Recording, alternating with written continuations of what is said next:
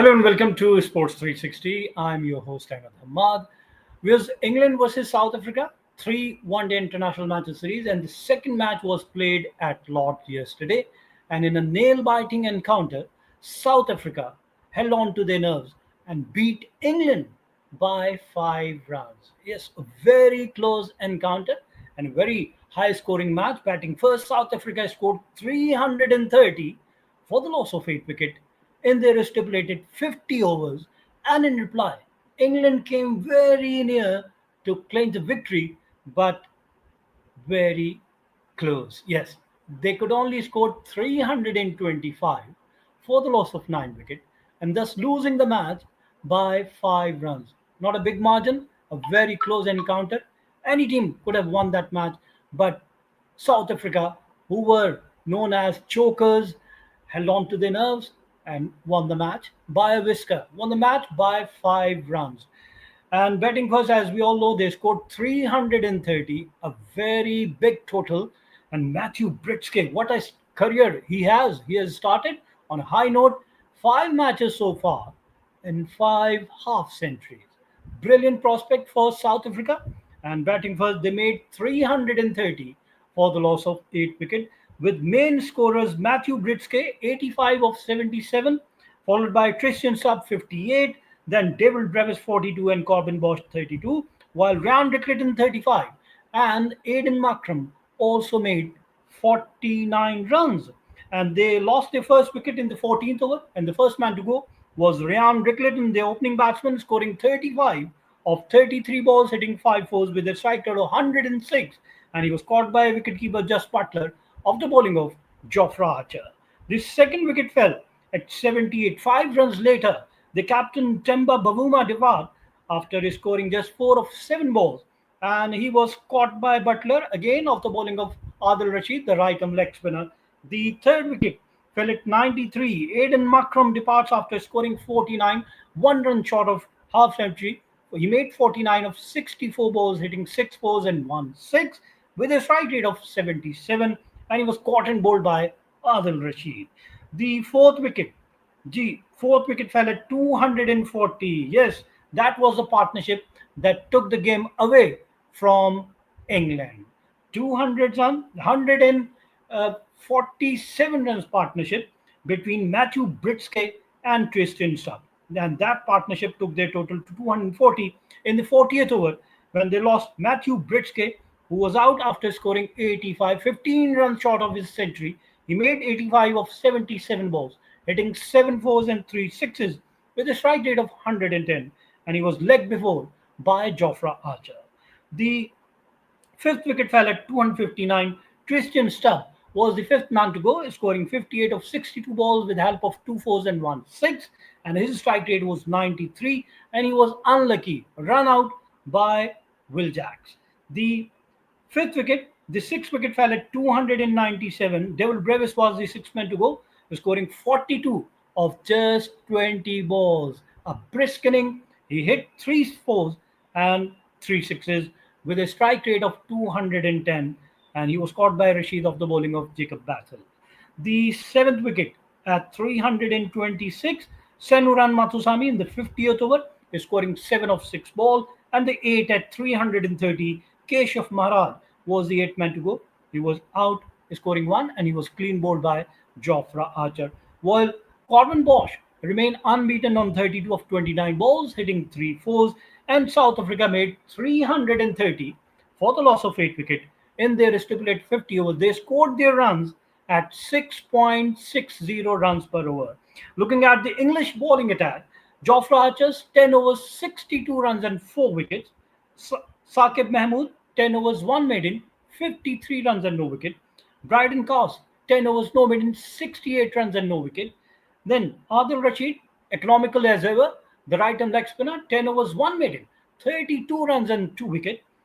Jacob Battle was very expensive, 5 overs, 61 runs and 1 wicket. He conceded 12.20 runs per over. Will Jacks was also very economical, not economical, very expensive. He conceded 51 runs from his 5. From 10 overs from Jacob Battle and Will Jacks, England conceded 110 runs, 112 runs. So match was lost in both these bowlers, Jacob Battle and Will Jacks, who were very expensive. Now, in return, England chasing a target of 331 came very close to win the match, but could only score 325 for the loss of 9 wickets. They lost their first wicket on the very first ball of their inning, and Jamie Smith was the first man to go, caught by Ryan Rickleton of the bowling of Andre Berger without any run. Then second wicket fell at 66. Ben Duckett was the second man to go, scoring 14 of 33 balls with the help of 1 4, and he was clean bowled by left arm leg spinner Keshav Maharaj. The third wicket fell at 143, and the third man to go was Jacob Battle, scoring a brisk 58 of 40 balls, hitting 5 4s and 3 6s with a strike rate of 145. But he was caught by Brevis of the bowling of Corbin Bosch. The fourth wicket fell at 147. The veteran Joe Root was the fourth man to go, and he made 61 of 72 balls, hitting 8 4s. His strike rate was 85. He was stumped by Eric Clinton off the bowling of Keshav Maharaj.